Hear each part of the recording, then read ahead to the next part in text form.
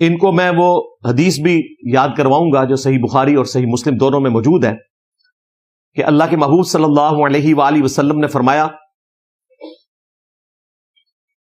جس شخص نے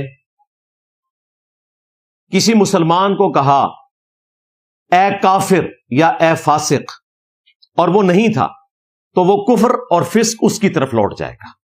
اب یہ جو نظر آتی کونسل اور ان کے چند ایک جو ماننے والے ہیں ان کو میں مشورہ دوں گا کہ تجدید ایمان کریں کہ ایک مسلمان کے اوپر آپ نے فتویٰ لگایا اور اندازہ کریں میرے بغض میں اتنا آگے گئے کہ یہ لوگ جا کے نان مسلمز کے ساتھ کھڑے ہو گئے. ان میں غیرت ہے. پورے پاکستان میں کرسچن کمیونٹیز میں سے کسی ایک نے بھی میرے خلاف ایف آئی آر نہیں کٹوائی. الٹا جیل میں مجھے کئی ایک بشپس ملے, انہوں نے کہا سر آپ نے جو عقیدہ بیان کیا وہ ہمارا عقیدہ ہے لیکن ہم اس کو اس طرح اعلانیہ بیان نہیں کر سکتے اور آپ کا رائٹ ہے کہ آپ جو ہمارے بارے میں عقیدہ رکھتے ہیں وہ رکھیں. اور پھر آپ کو حیرانگی ہوگی کہ انہوں نے کہا کہ آپ دیکھیں آپ نے خدا کو انسان بنا دیا, اس سے بڑی کوئی گستاخی ہو سکتی ہے؟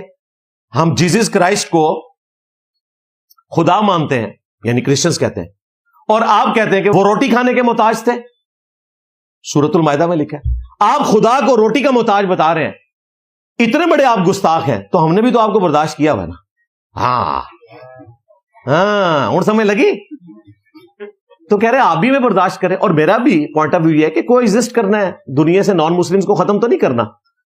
جب کبھی نان مسلمز پہ خصوصاً کرسچنز کے اوپر, ہندوؤں کے اوپر, ایون قادیانیوں کے اوپر برا وقت آتا ہے پرسیکیوشن کے پوائنٹ آف ویو سے, میں ان کے ساتھ کھڑا ہوتا ہوں. عقیدے کا اختلاف اپنی جگہ رہے گا, پرسیکیوشن کی اجازت نہیں. یہ پاکستان ایک ڈیموکریٹک کنٹری ہے.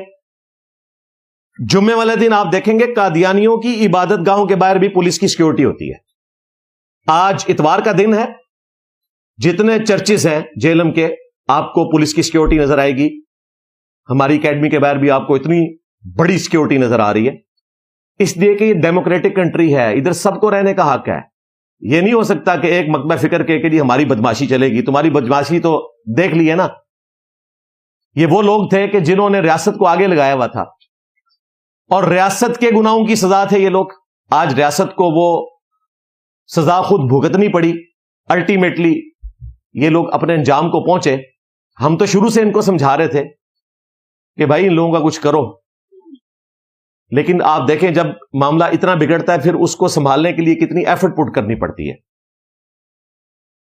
تو یہ لوگ سمجھتے تھے یہ ملک ہمارا ہے اور کسی کو جینے کا حق ہی نہیں ہے, تو انہوں نے ختم ہو جانا تھا.